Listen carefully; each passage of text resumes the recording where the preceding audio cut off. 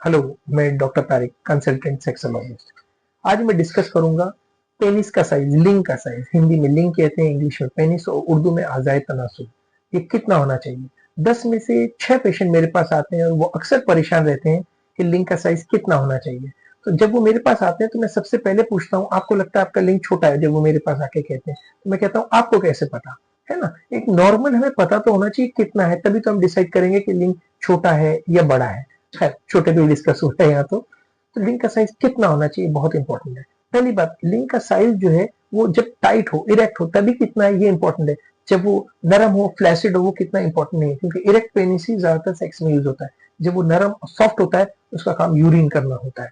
तो ये दो बातें हो गई। अब इरेक्ट साइज, कड़क जब हो पेनिस, तो उसका पेनिस का साइज कितना होना चाहिए, आज ये मैं आपको बताऊंगा। जब पेनिस इरेक्ट हो जाए तो उसे मेजर कैसे करते हैं? उसे टिप ऑफ द पेनिस से लेके, जहां से पेशाब निकलता है उस कोने से लेके नीचे पीछे हड्डी तक, ना कि गोश्त तक, उसे हड्डी तक दबा के देखना चाहिए कि कितना होता है।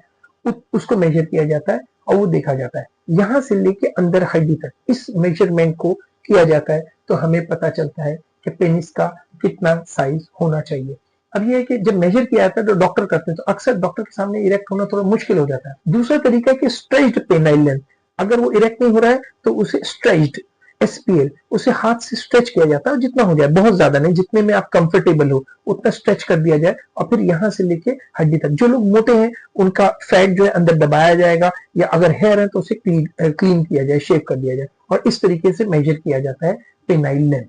तो पेनाइल लेंथ मेजर करने के बाद ये देखा गया कि एवरेज पूरी दुनिया में कितनी पाई गई है। एवरेज पेनाइल लेंथ जो पाई गई है वो 5.1 इंचेस से लेके 5.2 इंचेस, यानी कि तकरीबन तकरीबन 13.1 सेंटीमीटर से लेके 13.2 सेंटीमीटर, ये दुनिया में एवरेज पेनाइल लेंथ, पेनिस का साइज, लिंग का साइज पाया गया है। अब लोग अक्सर आते हैं मेरे पास कि कितना कम से कम होना चाहिए जिससे वो बीवी को संतुष्ट कर सके, या माइक्रो पेनिस किसे कहते हैं। ये बहुत इंपॉर्टेंट है कि माइक्रो पेनिस किसे कहा जाता है। माइक्रो पेनिस का मतलब ये होता है कि जब किसी का भी लिंग टाइट होके, इरेक्ट होके अगर 2 इंच से कम हो तो उसे माइक्रो पेनिस कहते हैं। उसमें 2 इंच से कम हो तो उसे माइक्रो पेनिस कहते हैं। क्योंकि यहीं पे एक और रिसर्च आई है, ये पाया गया कि एवरेज लेंथ ऑफ वजाइना, योनि का एवरेज साइज जो है वो 4 इंच है, जिससे स्ट्रेच हो जाती है, स्ट्रेच होकर 6 इंच हो जाता है, और सिर्फ बाहरी 1/3 हिस्सा, 1/3 यानी कि 2 इंच में सेक्स होता है। इसलिए इरेक्ट होने के बाद 2 से 2.5 इंच अगर पेनिस हो जाए तो वो अपनी वाइफ को संतुष्ट कर सकता है। ये मैंने मिनिमम बता दिया।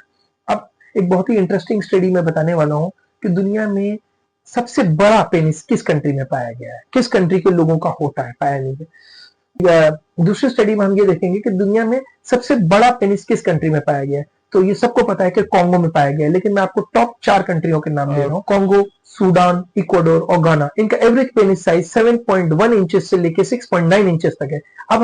अब मैं बताऊंगा वो कंट्रीज जिनके सबसे छोटे penis size, average erect penis size पाए गए। ये कंट्री है थाईलैंड, नॉर्थ कोरिया, कंबोडिया और नेपाल। इनका एवरेज पेनिस साइज 3.6 इंचेस से लेके 3.3 इंचेस तक इरेक्ट पेनिस का है।